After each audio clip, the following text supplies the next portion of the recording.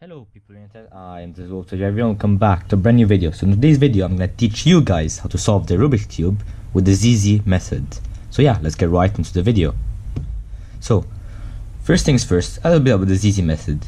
What makes this method special and not very popular is that it can pass off as a complicated method, mainly due to its first step, which is edge orientation. I'm going to be doing my best in this video to explain it. So yeah, without further ado, let's get right into it. First, a small note, I'm gonna be doing this tutorial with green bottom, but I'm gonna try to keep the explanation color neutral, so that if you guys do different color schemes, it will be the same for you.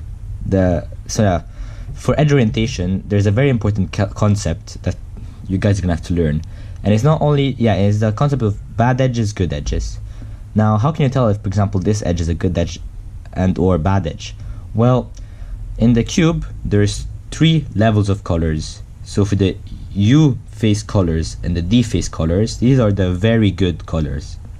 The L and R are the bad colors, and the F and B colors are the okay colors.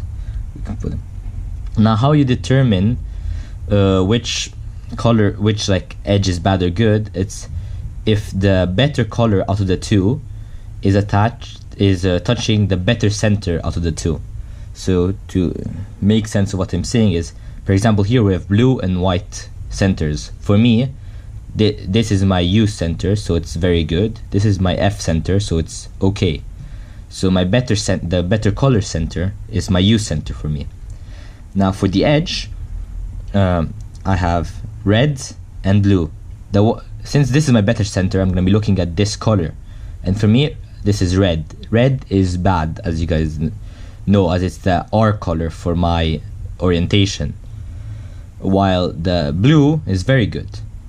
So we can know that this is a bad edge because the worst color is in fact touching the better center out of the 2. If this was flipped, this would be a good edge. Let me take another example here. As you can see, we have green and white. Since green is the D color center for me, and white is the F color center, green is the better center, so I'll be looking at this color. This color is white. White is my F face color, which is okay, and the other color is red, which is my R face color, which is bad. So I know my better color between these 2 is white, and I can see here the better color is touching with the better center. So this is a good edge. So yeah, this is basically the concept. Now, how do I make a good edge how do I make a bad edge a good edge? Well, this is done using F prime, F, B prime, and B moves. These 4 moves change the orientation of the edges. No other move will change the orientation of edges. Just F, F prime, B, B prime. Now, once you identified all your bad edges, for me, this 1, 2, 3, 4. 4, 5, and 6. There we go.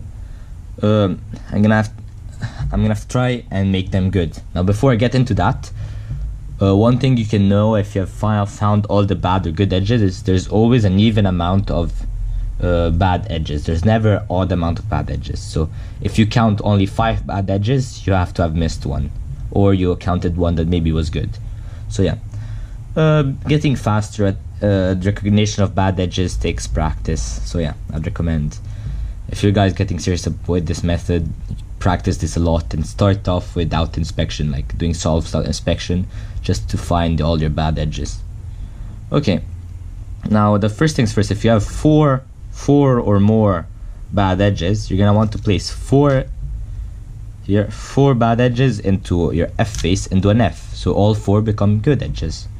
This is kind of logical. Now that these 4 are good edges, I'm gonna have to make these 2 remaining bad edges good edges. So what I'm gonna do, since I have less than 4, this can be applied to like when you have 6, when you have 2, or when you have 10 bad edges. So like once you have gotten out of the way all your groups of 4 of bad edges, you're gonna be left with 2 bad edges.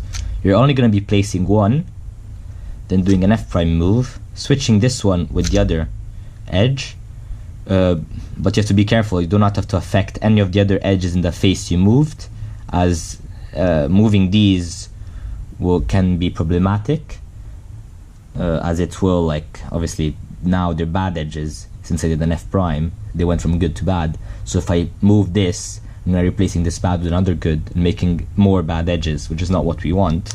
So yeah, I exchanged the newly good edge with the other bad edge and then do an F.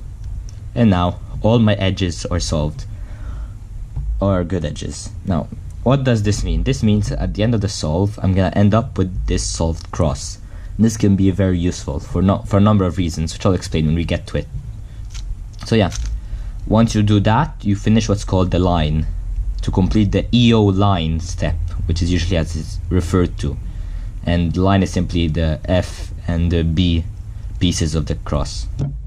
So yeah, after that, there are multiple ways to approach the ZZ method.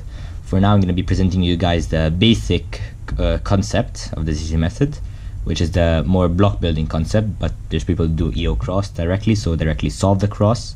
This is what you usually could recommend for beginners. And there's people that do different sorts of things with F12. Now for the block building aspect, what usually you want to do is create a pair. For me, this is a pair, like a normal F12 pair, without taking into account, without having solved the two cross edges. Then you find where this cross edge is. For me, it's already here. And then you put them all together and insert it. Now, for example, if it's like this, you know, I can drop it down and then put it inside. You basically do this for the remainder of your F12 pairs. Now, if you're doing a variant that has an F12 minus 1 step, for example, if you use like the winter variation variant, ZZCT, or those kind of variants, then obviously you're gonna have to solve all F12s minus the 1. But since I'm presenting only the normal ZZ method, I'm going to be solving all F12. And yeah, then there's OLL, PLL, like a normal CFOP solve. By the way, for this tutorial, I am assuming you know how to solve the Rubik's Cube using the CFOP method. So yeah, there's that. So yeah, now once you solve F12, like after the big EO step, it all becomes similar to CFOP, except maybe the block building aspect of the R and L blocks. But apart from that, it's very similar to CFOP. So yeah, this is the ZZ method. That's really about it. I've been your boy, Desert Wolf 5 here. If you still have questions, let them know down in the comments, and I'll see you guys next time. Goodbye.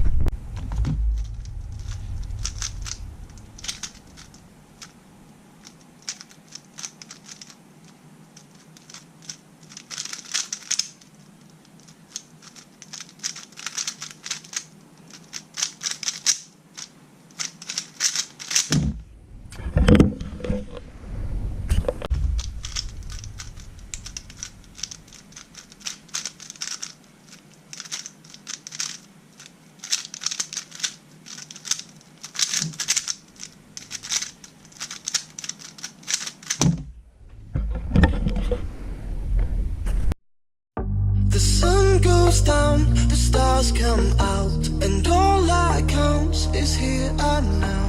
My universe will never be the same. I'm glad you came. I think I just came. On this beat, had to go and get it in.